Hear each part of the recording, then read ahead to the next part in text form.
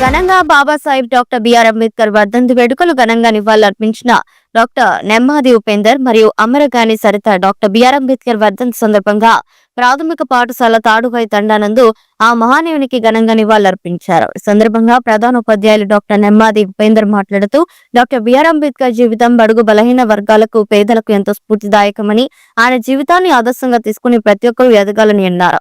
అనంతరం బాబాసాహెబ్ బిఆర్ అంబేద్కర్ చిత్రపటానికి పూలమాలలు వేసి నివాళులర్పించారు.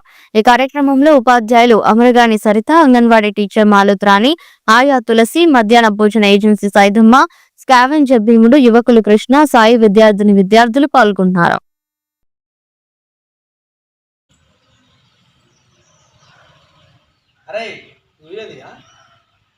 ఈరోజు మన రాజ్యాంగం జరుపుకున్నాం కదా. రాజ్యాంగం రాసింది ఎవరు?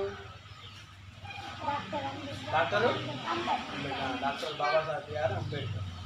ఆయన ఎప్పుడు పుట్టిండు? 1891 సంవత్సరము ఏప్రిల్ 14 పుట్టిండు. ఏప్రిల్ 14 నాడు పుట్టింది.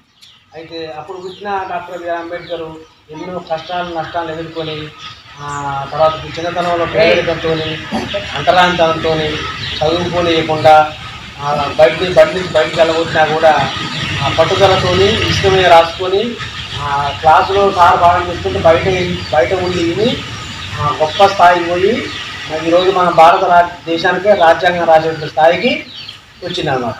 అట్లా భారత రాజ్యాంగం రాసేటువంటి క్రమంలో ఆయన నేను పడ్డ కష్టం ఎవరు పడకూడదని చెప్పి ఈ దేశంలో ఉన్నటువంటి ప్రజలందరూ కూడా హక్కులను కల్పించడం జరిగింది. అవునా కదా? సో అట్లా మనం ప్రతి ఒక్కరం కూడా డాక్టర్ బిఆర్ అంబేద్కర్ అంత కష్టపడదు కాబట్టి ఈరోజు మనం ఆయన పడ్డ కష్టానికి మనం ప్రతిఫలం అనుభవిస్తున్నాం.